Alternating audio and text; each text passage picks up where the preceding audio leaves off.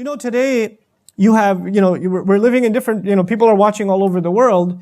You accept Islam. And when you accept Islam, you have to make certain changes in your life. Whether you accept Islam, meaning you took Shahada, you used to be Christian, Jewish, Hindu, agnostic, atheist, Buddhist, whatever you used to be, you became Muslim, there are going to be some changes in your life. Or you were Muslim, but you were asleep, and then Allah woke you up. And then the Islam inside you woke up. There are going to be certain changes in your life. Those changes are going to be very visible to your family and friends. You're going to sit in different company now. You're not going to enjoy the same old parties that you used to because you see certain things are not permissible in those parties. You're going to notice that the way you used to make money is not very good, so you're going to lose some business. You might even have to quit your job as a result.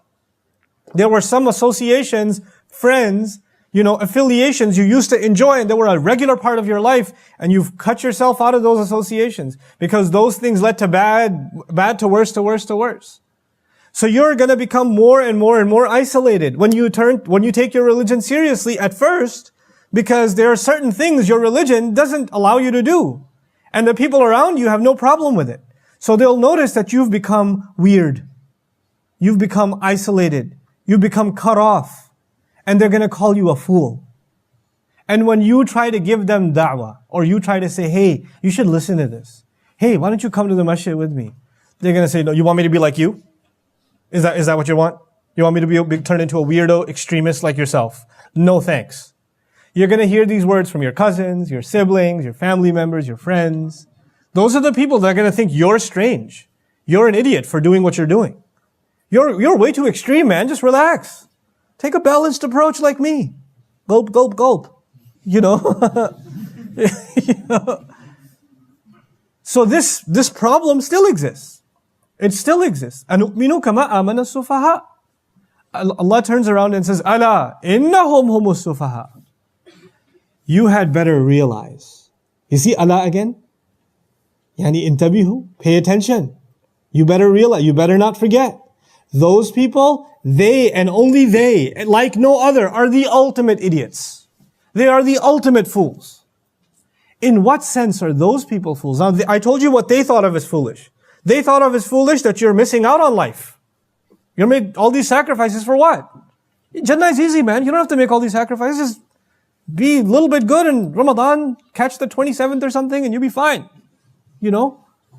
But then, on the other side, when Allah calls them fools, He has a different definition of fool, doesn't He?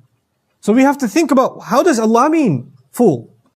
And so Al-Kafawi rahimahullah, pondering over what does Allah mean by a fool? Because we know what they meant by a fool. We need to understand what Allah means by a fool. He comments on it like this, and I won't translate first, because it's so poetically written. I'll read the whole thing first, and I'll come back and translate. ظاهر الجهل عديم العقل خفيف اللب ضعيف الرأي رديء الفهم مستخف القدر سريع الذنب حقير النفس مخدوع الشيطان أسير الطغيان دائم العصيان ملازم الكفران لا يبالي بما كان وما يكون أو سوف يكون. Subhanallah. Lahirul Jahl. He's obviously just led by his vile emotions. Whatever comes in his mouth, he says. Whatever he feels like doing, he does. Adimul Aql. He refuses to think. Think about what you're doing. Forget it, man. I don't want to think about it. You think for me. Khafiful lub. No, very light in their ability to ponder and reflect. When you drown your ears out with music and it's constantly pounding in your head, or your eyes are exhausted with episode after episode after episode, what time do you have left to think? Even when the screen is off, you're thinking about the next episode. You're not thinking about why you exist, or what your purpose is for like you don't, And those mindless beats are still pounding in your head as you're walking around. That's all that's going on in your head. It's taken over. Khafiful lub. They don't use this incredible thing Allah gave the human being, this mind. They've numbed this mind. It has its own kind of drugs. And like an addiction to entertainment is a drug by itself. That kills your ability to think. It kills your ability to use your mind for what it should be used for. And it's not just for young people. We have elders in our community addicted to soap operas, or aunties addicted to Pakistani dramas, and ab kya hoga? Unki shadi hogi ki nahi hogi? Like they're gonna, they're just drowned in this stuff. Da'ifur ra'yi. Weak in forming any opinion. I don't know. I'm not sure. Living a whole life of, I'm not sure, I don't know. Nothing's clear in life. Radi'ul fahmi, just completely rejected in terms of understanding. In other words, they don't care to develop an understanding of anything. Mustakhiful qadr, and now they're less and less capable. Sari'ul dhanb, very quick to do sins though. Very quick to do sins. Haqirun nafs.